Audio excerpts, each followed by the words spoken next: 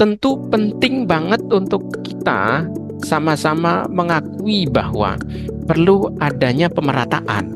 Nah, gimana kita bisa merata kalau standar alat ukurnya pun nggak dijelaskan gitu.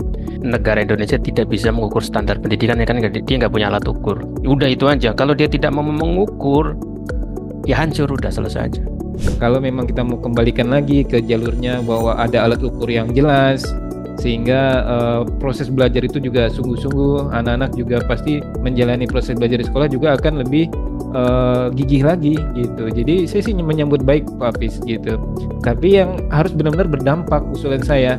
Jangan sampai nanti, soalnya ada wacana juga nih yang saya dengar adalah ini boleh diikuti, boleh tidak diikuti juga. Nah, kan Oh, itu dia jadinya tuh. abu-abu juga di sini nih. Makanya setuju aja, tapi memang harus ada ketegasan yang bisa mengukur lah standar pendidikan di Indonesia ini.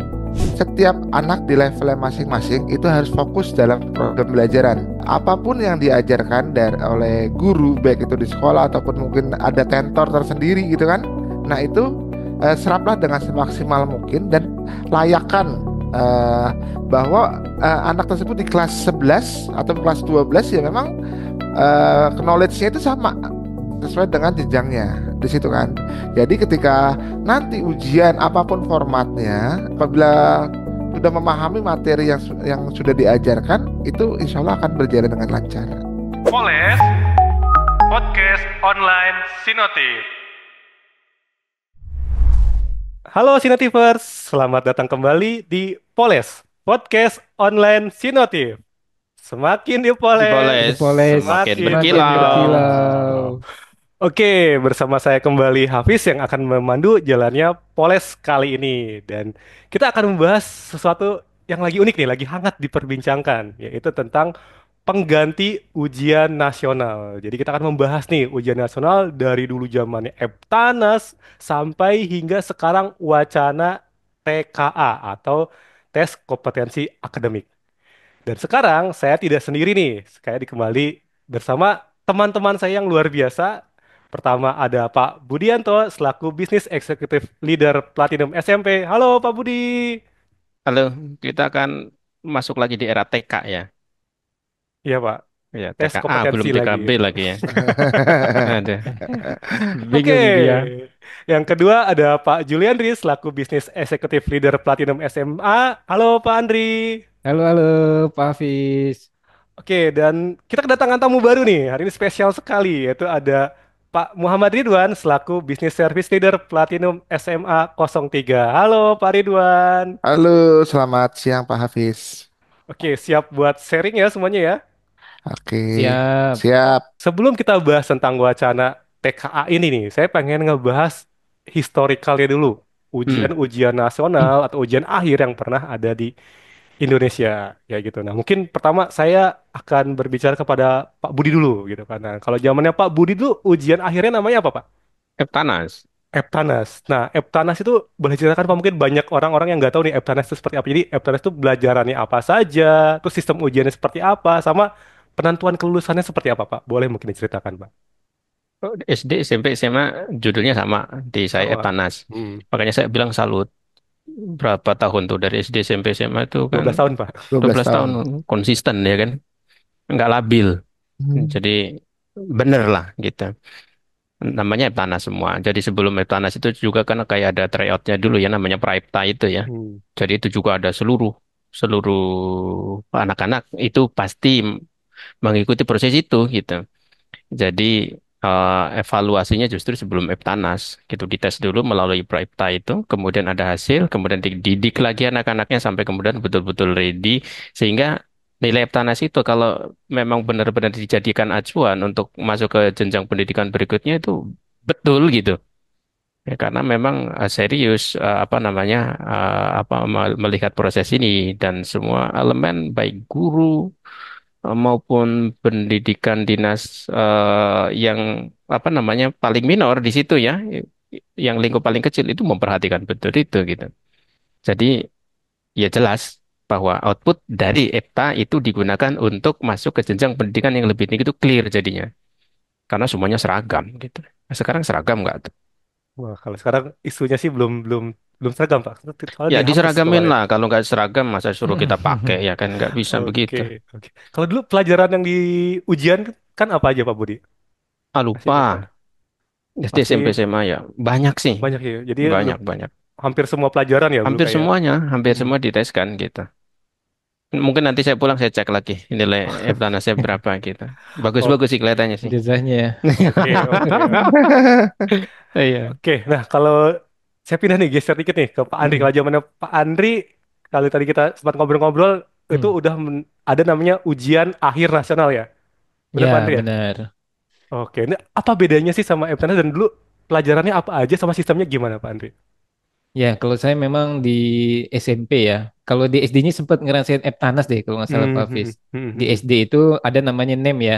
hmm, Bahkan harus setinggi-tingginya karena NEM itulah yang membuat saya bisa masuk ke SMP favorit hmm, negeri gitu kan.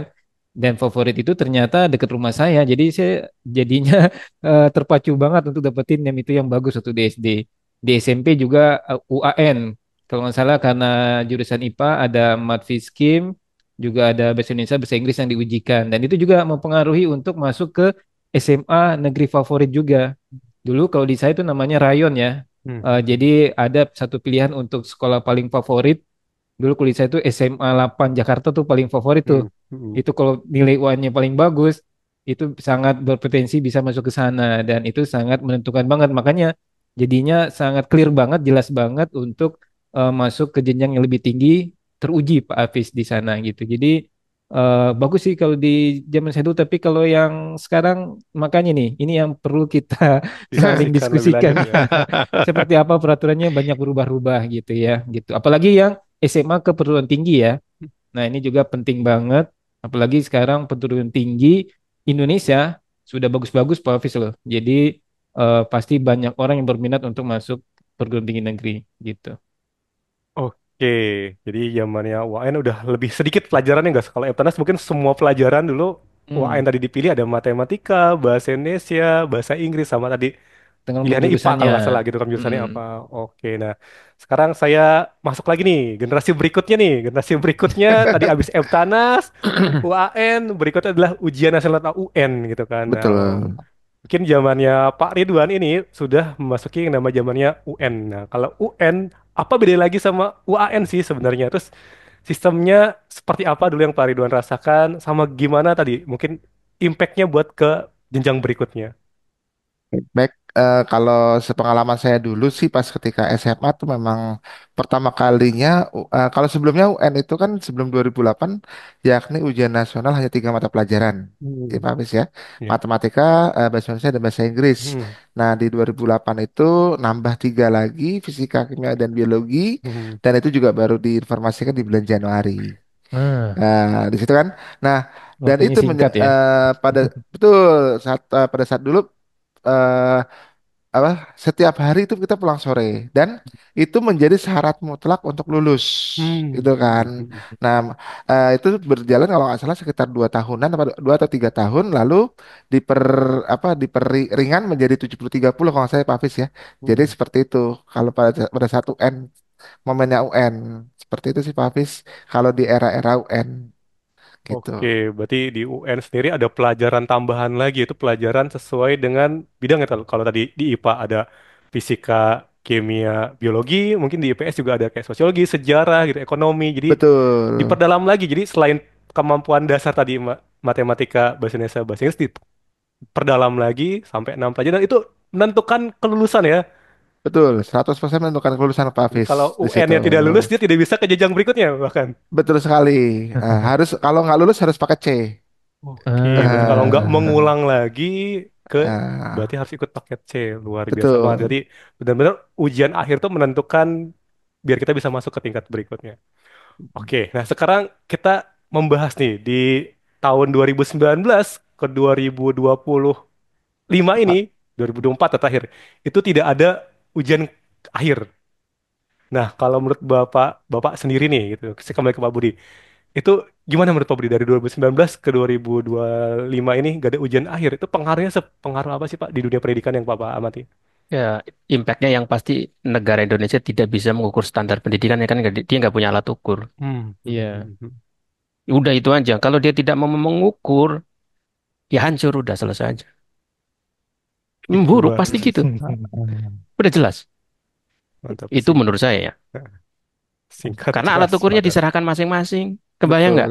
betul, Mm-mm. Iya, kebayang. saya misalkan punya anak 10, ya. Ada yang sangat pintar, ada yang nggak bisa baca, ada yang baru belajar baca. Lalu saya punya policy untuk mereka saya bebaskan untuk membuat sesuatu. Ya kan beda hasilnya ya. Orang-orang Hmm. Jakarta nggak perlu diukur mungkin ya udah bagus gitu. Tapi mohon maaf yang lain gimana? Ya kan? Negara harus punya alat ukur lah. Kalau kita Mm. ingin mengecek output tentang pendidikan menengah, diukur. Ukurannya apa standar UN itu? Mm. Ya itulah kontroversial. Ada yang setuju, ada yang tidak. Buat saya itu sih penting banget. Mantap sekali Pak Budi. Berarti emang jika tidak padat hancur ya Pak kalau tidak ada ujian akhir gitu ya Pak. Pastilah. Nah, itu Nggak dampaknya usah ke siswa sih. ditutup-tutupi. Dampaknya ke siswa Pak Hafiz. Oke. Banyak Jadi, ini heeh. anak SMA nggak bisa membaca. Nah Mm. itu. Alah, Nah, apalagi ya kayak gitu faktanya karena standar nggak ada. di situ. Dan mental mental untuk gigih mencari apa? Hmm. Biar lulusnya itu nggak ada. Kalau saya Yes. perhatikan tuh di 5 tahun terakhir ini nggak ada Iya di kan? situ. Jadi more than just output di knowledge-nya. Attitude-nya pun demikian kan? Karena nggak Betul. diukur gitu. Oh, silakan silakan Pak Habis. Oke. Karena ini bulan puasa jadi ya kita ukur-ukur juga emosinya kan Iya hari ini. betul Pak. Harus istighfar ya Nah, Pak Budi ya. ya, saya kalau Oke. bahas ini tuh sesuatu.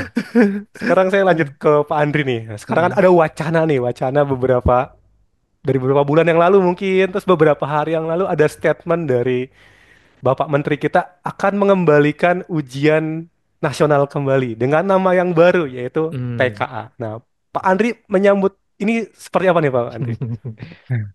Ya, kalau menyambutnya sih kabar baik juga ya Pak Hafiz ya. Tapi Hmm. sampai saat ini memang belum belum detail juga informasi yang kita Hmm. dapatkan. Sayangnya itu aja gitu ya.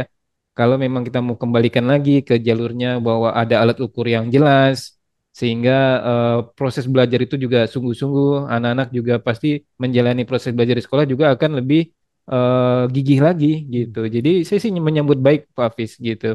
Tapi yang harus benar-benar berdampak usulan Hmm. saya. Jangan sampai nanti, soalnya ada wacana juga nih yang saya dengar adalah ini boleh diikuti, boleh tidak diikuti juga. Nah, kan Nah, itu dia jadinya tuh. abu-abu juga di sini nih. Makanya Aduh. setuju aja, tapi memang harus ada ketegasan yang bisa mengukur lah standar pendidikan di Indonesia ini, gitu Pak Hafiz. Oke, berarti kita harus nyambut ini dengan gembira ya, biar biar semuanya tuh jelas ya tadi, patokannya jelas, kelulusannya jelas. Oke. Mm-mm. Oke, nah sekarang saya ke Pak Ridwan nih, soalnya saya sering banget sharing-sharing sama beliau ini tentang isu-isu ini gitu kan. Beliau kayaknya cukup dalam mempelajari isu ini ya. Boleh dijelaskan mungkin dari Pak Ridwan tentang sejauh ini yang sudah dicetuskan oleh Kementerian TKA itu formatnya seperti apa sih Pak Ridwan? Oke, kalau yang saya coba pelajari Pak Fisya dari Hmm, beberapa bulan ini dan sampai 2 hari yang lalu hmm, itu Hmm. terkait dengan TKA, yakni Kak, yaitu tadi yang saya disampaikan masih belum terlalu clear, hmm, gitu kan?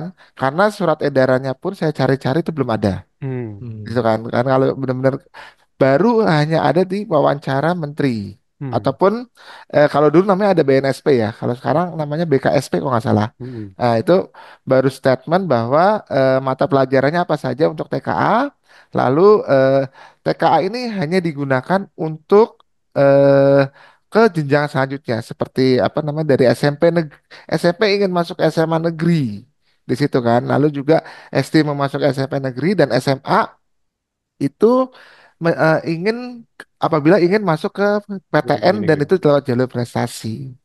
Itu sih yang baru saya tahu. Ya cuman ya agak mengganjal ya itu tadi seperti yang disampaikan oleh Pak Andri itu tidak wajib gitu kan. Hmm, Jadi eh, ya bisa jadi sekolah hanya 50% yang ikut TKA gitu kan. Itu dan impactnya seperti apa itu ya takutnya jadi kurang bagus juga gitu. Itu sih dari pandangan saya. Oke, berarti masih kita juga wait and see ya dari pemerintah resminya seperti apa gitu kan. Tadi mungkin ada Betul. beberapa statement dari Bapak Menteri, ada juga dari BKSP gitu kan. Mudah-mudahan lebih jelas lagi ke depannya biar kita juga nih sebagai pendidik gitu kan tidak lagi simpang siur. Nah, ini kalau simpang siur saya senang sekali dengan Pak Budi nih kalau isinya simpang siur. Nah, kalau menurut Pak Budi sendiri, ini kan masih wacana nih, wacana tentang TKA tadi seperti itu bentuknya. Kalau menurut Pak Budi sendiri, format yang benar-benar paling ideal lah untuk menentukan kelulusan atau tadi kita pengen ke step selanjutnya itu seperti apa, Pak, menurut Pak Budi? Kan ini TKA ya. Mm-mm. Balik lagi ke playgroup berarti. Di bawahnya TKA. Iya,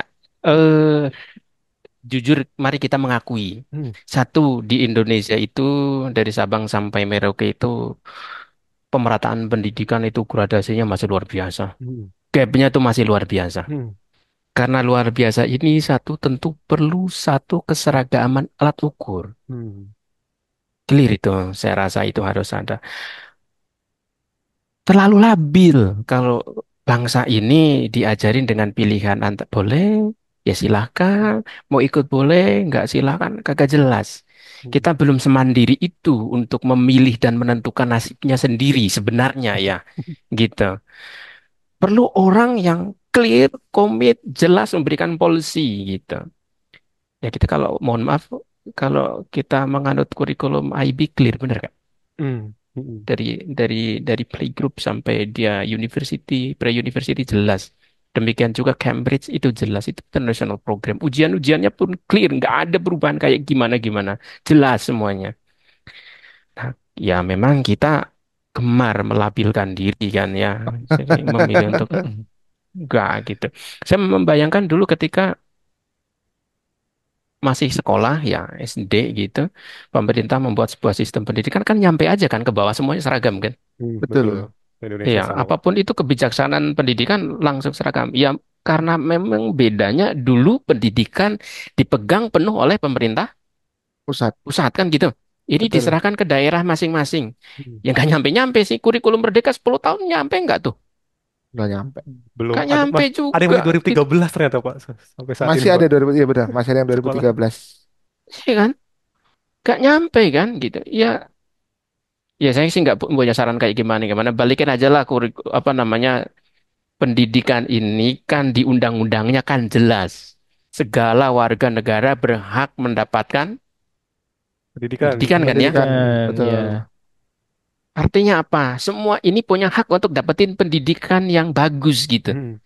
Tapi kan faktanya pemerintah memberikan sekolah negeri kan sangat terbatas. Oleh karena itu rebutan kan? Hmm. Betul. Betul. Benar nggak? Selanjutnya diserahkan ke swasta gitu.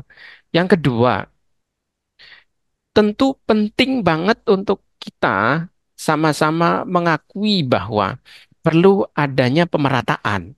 Nah, gimana kita bisa merata kalau standar alat ukurnya pun nggak dijelaskan gitu, Jelaskan, betul. dibebaskan gitu. Perlu itu sih saya rasa gitu. Jadi kalau masih labil kayak begini kayak kemarin kan, isunya liburnya hari apa, tanggal berapa aja masih labil kan. Iya, ya di bulan puasa gitu ya. Tapi jangan kayak gitulah untuk ngatur bangsa besar ini gitu. Agak ngeri-ngeri juga kalau labil. Itu aja sih dari saya. Oke, Bisa luar panjang biasa. lebar, nanti mungkin podcast khusus tentang ini bisa lah. Iya. Tapi ya udah itu aja dulu. Yang penting harus ada pemerataan, Pak, ya, dari Sabang sampai Merauke, karena jelas di undang-undangnya harus setiap warga negara berhak mendapatkan pendidikan, dan pendidikan itu harus Iya, merata. Jangan sampai berhak tadi pendidikan. jomplang banget antara satu dan negara lain. Berarti Benar. harus bikin Apalagi tadi standar ini Pak, bersama. Hafiz, saya baca.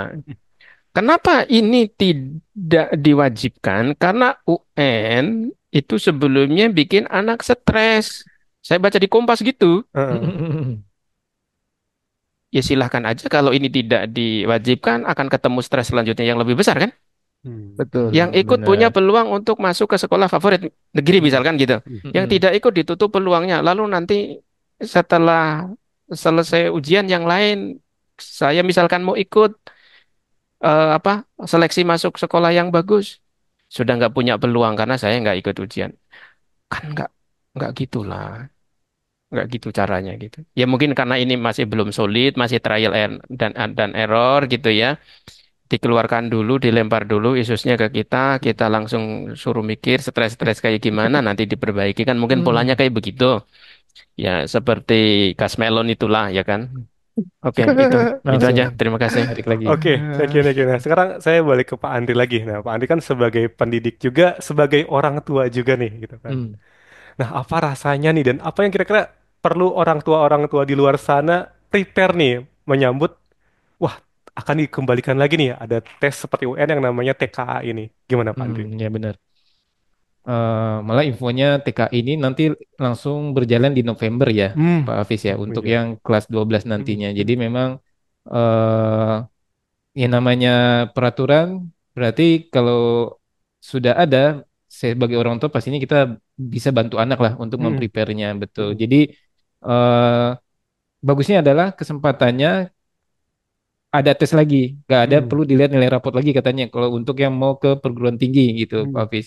Tapi kalau yang SD SMP TKA-nya rencananya masih di bulan Maret atau April 2026 ya gitu ya. hmm, Tapi yang Betul. berarti memang sebagai orang tua sih lebih siap lagi, lebih prepare lagi untuk anak-anaknya. Jadi nggak hanya mengandalkan sekolah aja Pak Hafiz, paling hmm, bisa juga nanti mengandalkan tentor, mentor gitu ya untuk hmm. mendampingi anak-anak bisa upgrade lagi untuk materi-materinya. Mungkin itu sih Pak Hafiz. Oke, oke. Jadi harus ada tambahan lagi karena mungkin Hmm. kita sebagai orang tua mungkin informasinya terlambat nih kita dapat. Mungkin Ya kalau benar. di instansi pendidikan itu dapatnya lebih duluan sehingga mereka lebih siap. Jadi mereka bisa mempersiapkan putra-putri kita jauh lebih siap lagi.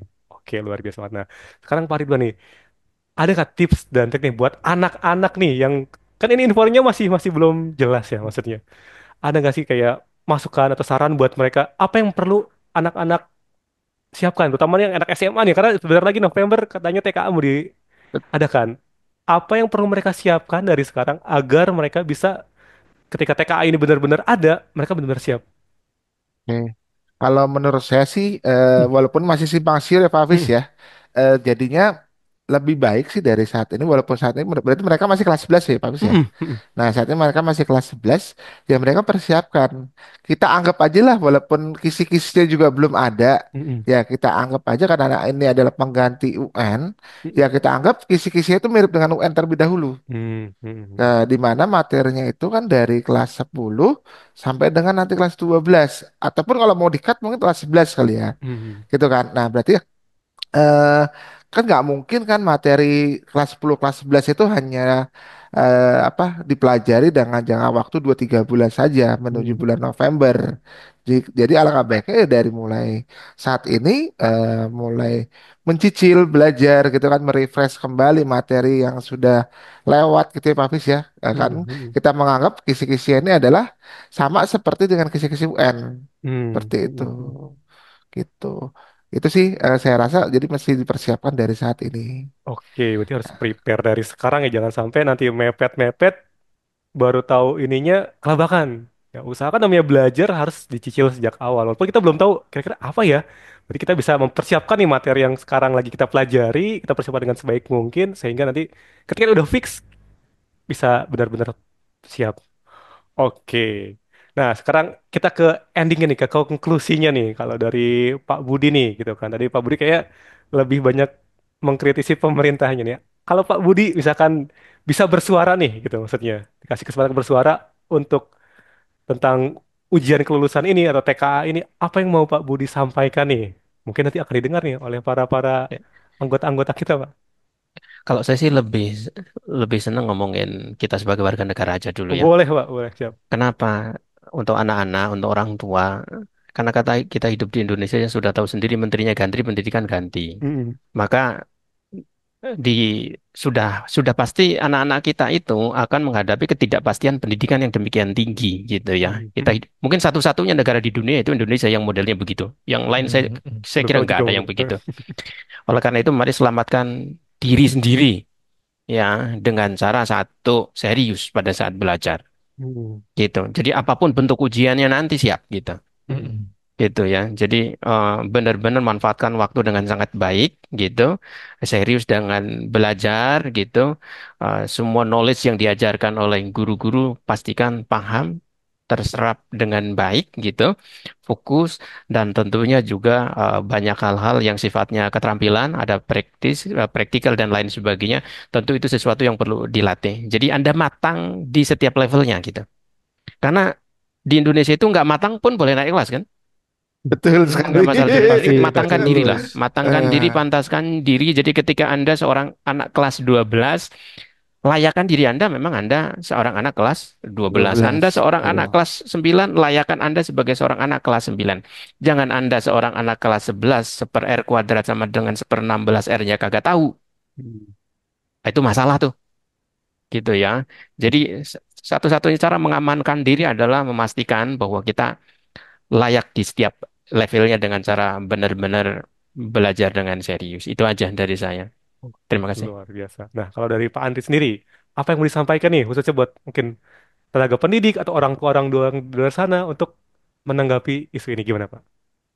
Ya, untuk orang tua ya sama tenaga pendidik pastinya harus update juga Hmm. informasi-informasinya dan tetap berpikir tenang lah kayak Hmm. gitu, Hmm. Pak Hafiz gitu ya. Karena sebenarnya pengennya nggak stres, siswa sebenarnya bakalan stres nanti kan sebenarnya.